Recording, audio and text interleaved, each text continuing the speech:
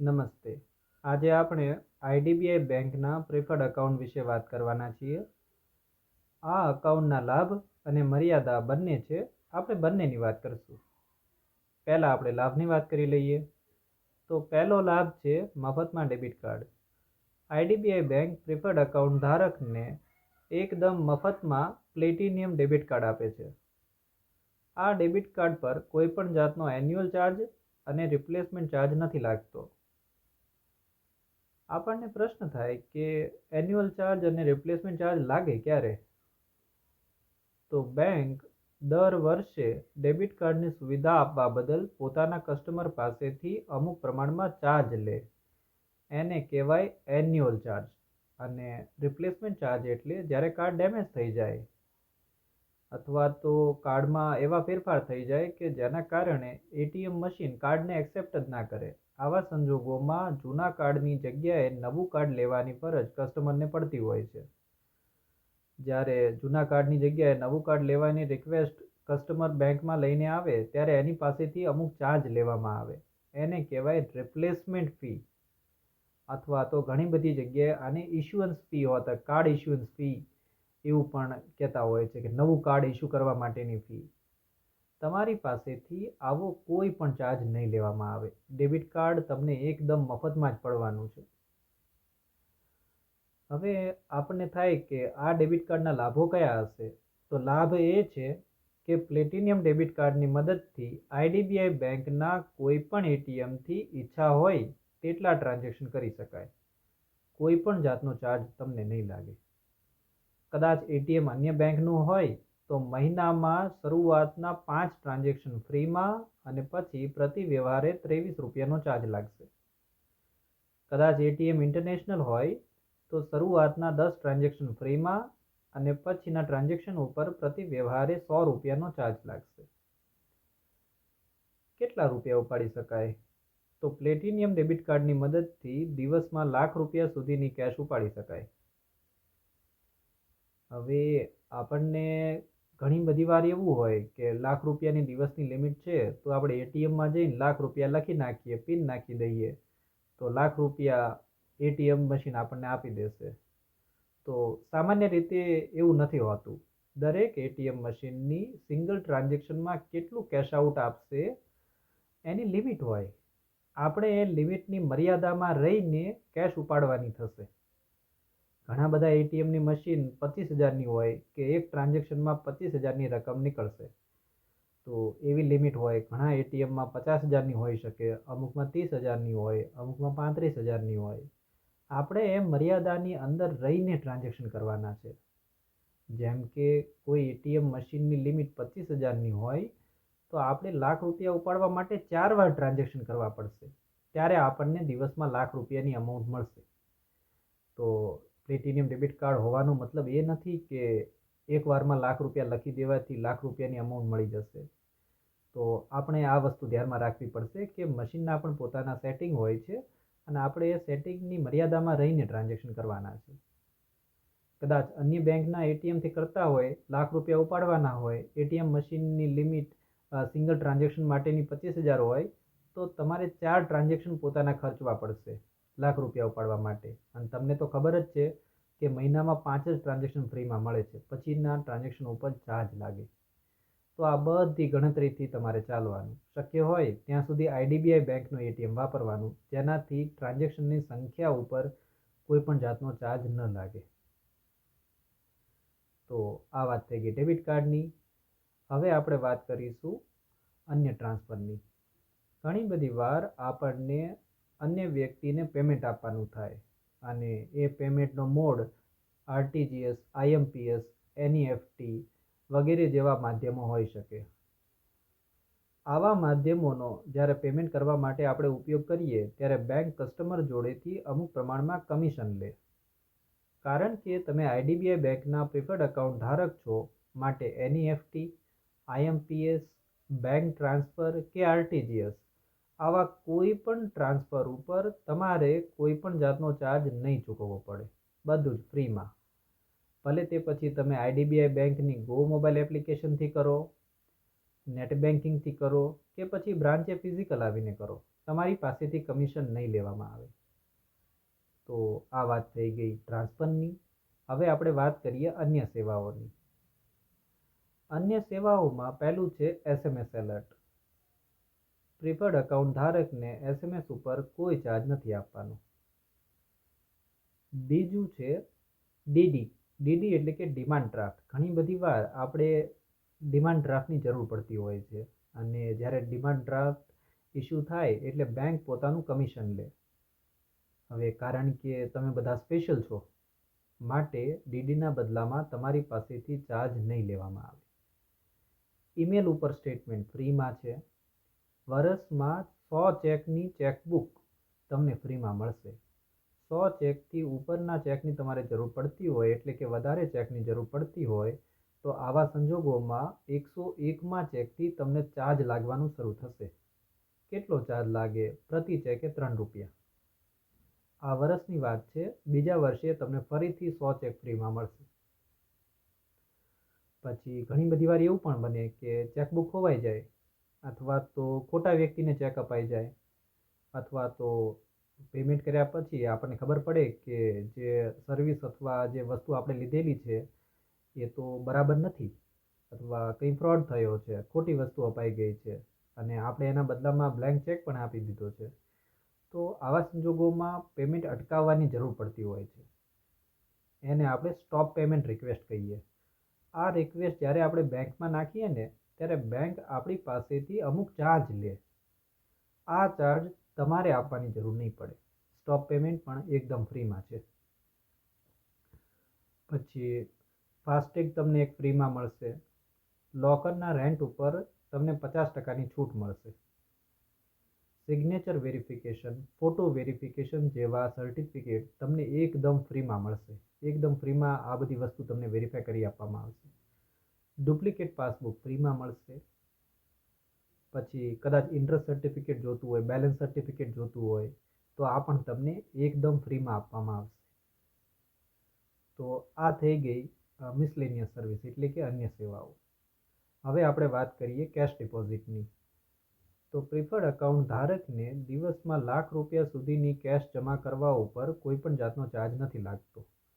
₹1,00,000થી ઉપરની રકમ ઉપર જો કસ્ટમર હોમ બ્રાન્ચમાં પૈસા જમા કરતો હોય તો ₹1,002, અને નોન હોમ બ્રાન્ચમાં પૈસા જમા કરતો હોય તો ₹1,003નો ચાર્જ લાગશે. પ્રશ્ન થાય કે હોમ બ્રાન્ચ એટલે શું, નોન હોમ બ્રાન્ચ એટલે શું? જે બ્રાન્ચમાં કસ્ટમર ખાતું ખોલાવે છે એ બ્રાન્ચ એ કસ્ટમરની હોમ બ્રાન્ચ કહેવાય. ઉદાહરણ તરીકે IDBI બેંકની સુરેન્દ્રનગર બ્રાન્ચમાં જો તમે ખાતું ખોલેલું હોય તો તમારી હોમ બ્રાન્ચ સુરેન્દ્રનગર બ્રાન્ચ કહેવાય, અને સુરેન્દ્રનગર બ્રાન્ચ સિવાયની બીજી IDBI બેંકની બ્રાન્ચને તમારી નોન હોમ બ્રાન્ચ કહેવાય. ટ્રાન્ઝેક્શન તો બધે કરી શકાય, ઠીક છે, પણ કેશ જ્યારે તમે જમા કરો છો અને તમારી અમાઉન્ટ ₹1,00,000થી વટે છે, તો ₹1,00,000ની ઉપરની જેટલી પણ અમાઉન્ટ છે એના ઉપર ₹1,002, અને જો નોન હોમ બ્રાન્ચમાં જમા કરતા હોય તો ₹1,003નો ચાર્જ લાગે. હવે પ્રશ્ન થાય કે આવા લાખવાળા કેટલા ટ્રાન્ઝેક્શન કરી શકાશે? તો મહિનામાં આવા ₹1,00,000વાળા 20 ટ્રાન્ઝેક્શન તમને ફ્રીમાં મળશે. 20 ટ્રાન્ઝેક્શન પછી ભલે તમે રૂપિયો જમા કરો, ₹20 જમા કરો, ₹10 જમા કરો, બધા ઉપર તમને ચાર્જ લાગશે. કેટલો ચાર્જ લાગે? પહેલા કીધો એટલો. હોમ બ્રાન્ચમાં જો પૈસા જમા કરતા હોય તો ₹1,002, નોન હોમ બ્રાન્ચમાં જમા કરતા હોય તો ₹1,003. હવે પૈસા જમા કરવાની વ્યાખ્યા એવી છે કે પૈસા ભલે તમે ગમે તે જગ્યાએથી જમા કરતા હોય, એટલે કે CDM મશીનથી કરતા હોય કે પછી બ્રાન્ચમાં આવીને કેશ બારીએ જમા કરતા હોય, આ બંનેને એક જ ગણવામાં આવે છે. તો અહીંયા એવું ના કરશો કે ₹1,00,000 CDM મશીનમાં જમા કરી દીધા અને 50,000 બ્રાન્ચમાં આવીને ટેલર પાસે જમા કરાવો છો. આવું કરવાથી પણ તમારી જે કેશ ડિપોઝિટ છે એ 1.5 લાખની થઈ ગણાશે, અને કારણ કે દિવસની લિમિટ ₹1,00,000 જ છે, માટે 50,000 જે વધારાના તમે જમા કરાયા છે એના ઉપર તમને ચાર્જ લાગશે. તો કેશ ડિપોઝિટ બંનેમાં એક સરખી જ ગણવામાં આવશે, ભલે તે CDMમાં હોય કે પછી કેશ બારીએ જમા કરતા હોય. આવા ટ્રાન્ઝેક્શન તમને 20 મળશે. 20ના ઉપરના કોઈ પણ ટ્રાન્ઝેક્શન ઉપર ગમે તેટલી અમાઉન્ટ તમે જમા કરતા હોય, ભલે તે ઓછી હોય કે વધારે હોય, એના પર તમને ચાર્જ લાગશે. ટ્રાન્ઝેક્શનનો અર્થ તો કદાચ તમે સમજતા જ હશો, છતાં પણ તમારી સમજણ માટે કહી દઉં. એકવાર કોઈ વ્યક્તિ બ્રાન્ચમાં આવે અને 500 રૂપિયા જમા કરે તો એને એક વ્યવહાર થયો કહેવાય. પછી બીજી વાર આવે, બીજા 200 જમા કરે તો એને 2 ટ્રાન્ઝેક્શન થયા કહેવાય. આવા ટોટલ 20 વ્યવહાર મળશે. પછીના વ્યવહારો ઉપર ચાર્જ લાગશે. અને આ જે ફ્રીવાળા ટ્રાન્ઝેક્શન છે ને, એમાં પણ ₹1,00,000થી ઉપરની જેટલી રકમ જમા કરશો એના ઉપર ચાર્જ લાગશે.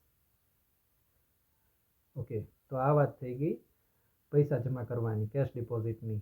હવે અહીંયા એક બીજી પણ સર્વિસ બેંક આપે છે. બેંકે ઘણા બધા એવા સેન્ટર અલોટ કરેલા છે કે જ્યાં ગ્રાહકને બેંકે આવવાની પણ જરૂર નથી, બ્રાન્ચે આવવાની જરૂર નથી. તેઓ એ સેન્ટરે પણ પૈસા જમા કરી શકે. એને આપણે CDP ફેસિલિટી કહીએ. આ ફેસિલિટી કસ્ટમરને મહિનામાં 2 વાર મળશે. મહિનામાં 2 વાર જો એ CDP સેન્ટરથી પૈસા જમા કરે તો એને ફ્રીમાં પૈસા જમા કરવાની સુવિધા આપવામાં આવશે. પછીથી જે રેટ ચાલતો હશે એ રેટ પ્રમાણે ચાર્જ લેવામાં આવશે. આ સેન્ટર સિલેક્ટેડ હોય છે. જે જગ્યાએ આ સેન્ટર આવેલા છે એ જગ્યાએથી ગ્રાહકે સુવિધા લેવાની થશે. બરાબર, એવું નહીં થાય કે તમારી જગ્યાની આજુબાજુ આવા સેન્ટર હોવા જ જોઈએ, અથવા તો કારણ કે તમે પ્રીફર્ડ એકાઉન્ટ હોલ્ડર છો માટે બાજુમાં જ આ સેન્ટર હોવું જોઈએ. જે જગ્યાએ હશે તે જગ્યાએ તમારે જવાનું થશે અને પૈસા જમા કરવાના થશે. તો આ વાત થઈ ગઈ કેશ ડિપોઝિટ કરવાની. હવે આપણે વાત કરીએ આની મર્યાદાની. સૌથી મોટી મર્યાદા જો મને લાગતી હોય તો એ છે મંથલી એવરેજ બેલેન્સની. એના પહેલાં કે આપણે મંથલી એવરેજ બેલેન્સની વાત કરીએ, ઘણા બધા લોકોને એ કન્ફ્યુઝન હોય છે કે મંથલી એવરેજ બેલેન્સ એટલે શું થાય અને મિનિમમ બેલેન્સ એટલે શું થાય. તો મિનિમમ બેલેન્સ એટલે એવો કોઈ પણ સમય કે જ્યારે નક્કી કરેલી અમાઉન્ટ કરતાં તમારું બેલેન્સ ઓછું થઈ જાય ત્યારે તમને ચાર્જ લાગે, એને મિનિમમ બેલેન્સ કહેવાય. જ્યારે મંથલી એવરેજ બેલેન્સ મેન્ટેન કરવાનો અર્થ એ થાય છે કે મહિનાની જે નક્કી કરેલી સરેરાશ બેલેન્સ એ તમારે મેન્ટેન કરવાની થશે. સરેરાશ બેલેન્સથી જ્યારે તમારું બેલેન્સ ઓછું થશે ત્યારે મહિના પછી એની ગણતરી થશે કે આની એવરેજ બેલેન્સ કેટલી રહી હતી અને મહિના પછી તમને ચાર્જ લાગશે. જ્યારે મિનિમમ બેલેન્સ મેન્ટેન કરવાનો અર્થ એ થાય કે કોઈ પણ સમયે નક્કી કરેલી બેલેન્સ, ઉદાહરણ તરીકે ₹1000 જો મિનિમમ બેલેન્સ મેન્ટેન કરવાનું હોય તો કોઈ પણ સમયે તમારું ₹1000થી બેલેન્સ 999 થાય તો એના ઉપર એ ચાર્જ લાગે.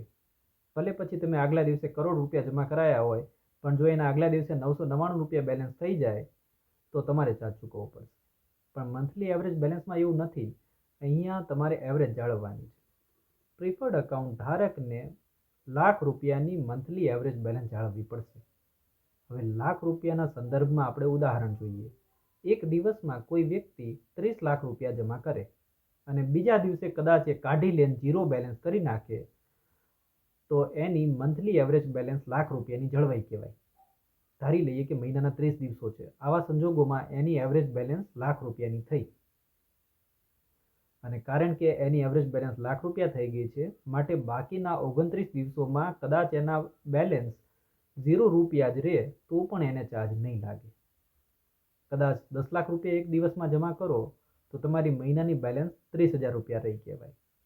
તો આને કહેવાય એવરેજ બેલેન્સ. તમારે મહિનાનું ટોટલ બેલેન્સ એના ભાગ્યા 30 કરી નાખો એટલે તમને એવરેજ બેલેન્સ મળી જાય. ઉદાહરણ તરીકે આજે 500 છે, કાલે 200 થશે, એટલે 500 વત્તા 200 બરાબર 700. ભાગ્યા કેટલા દિવસ? તો 2 દિવસ. તો ભાગ્યા 2 દિવસ બરાબર જવાબ આવે 350. તો ₹350 તમારી 2 દિવસની એવરેજ બેલેન્સ મેન્ટેન રહી કહેવાય. તો આ રીતે ગણતરી થતી હોય છે. ધારો કે પ્રીફર્ડ એકાઉન્ટ હોલ્ડર ₹1,00,000ની એવરેજ બેલેન્સ મેન્ટેન નથી કરી શકતો, તો આવા સંજોગોમાં એને ચાર્જ ચૂકવવો પડશે.